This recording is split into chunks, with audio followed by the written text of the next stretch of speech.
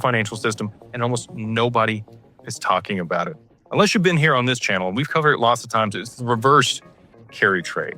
And when it blows up, we're going to need something that doesn't exist in the current banking system. And that's where I think XRP might step in. This is about financial infrastructure, systemic risk, and why Japan, XRP, and the digital yen might be the only thing standing between global liquidity and a global crisis. Okay, so if you haven't been here before, we're going to go ahead and go over what the reverse carry trade is. For decades, global institutions have been borrowing cheap yen at close to zero interest rates to buy higher yielding assets in dollars, euros, and other emerging markets. So they would borrow that yen from the Bank of Japan, swap it through FX to whatever currency they wanted, and then go put that to work, earning much higher returns. And then they owe 0% to the Bank of Japan. It's free money. And that is what the reverse carry trade is. It's close to $10 trillion in exposure.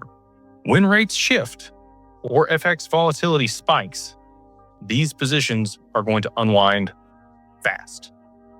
Investors will have to sell off their foreign assets and rush to buy back the yen. So they'll have to sell in the stock market or gold or wherever else they're positioned, swap back to whatever the currency it was in whatever jurisdiction they purchased it, and then go back through FX to yen before they can repay those notes. So this slams the FX market, the bond market, and credit globally, all at once. So what's going to happen? It's not good, right? It's a tidal wave of capital surging back to Japan.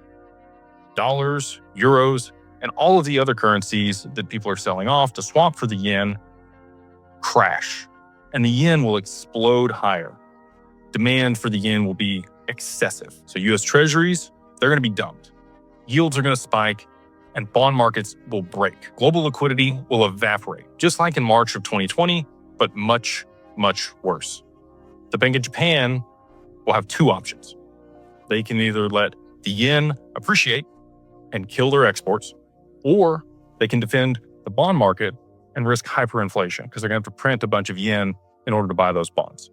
It's a lose-lose situation, unless they have a third option sitting in the background. So this is where I think XRP might be the missing piece. So instead of dumping foreign assets directly into the yen, flows could be routed from, let's say, US dollars through XRP and then into the Japanese yen.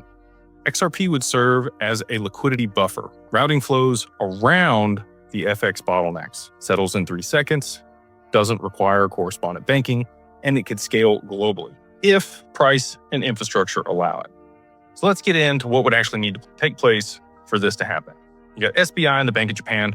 They would have to have strategic alignment.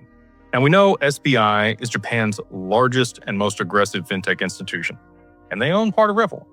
So they operate SBI VC trading, and they also use XRP for live FX remittance. The Bank of Japan is developing a CBDC, which has been in pilot since late 2023, maybe 24. And this would allow them to program the stability of the bond market. But they would definitely need a playbook for this. You'd have to route FX through XRP.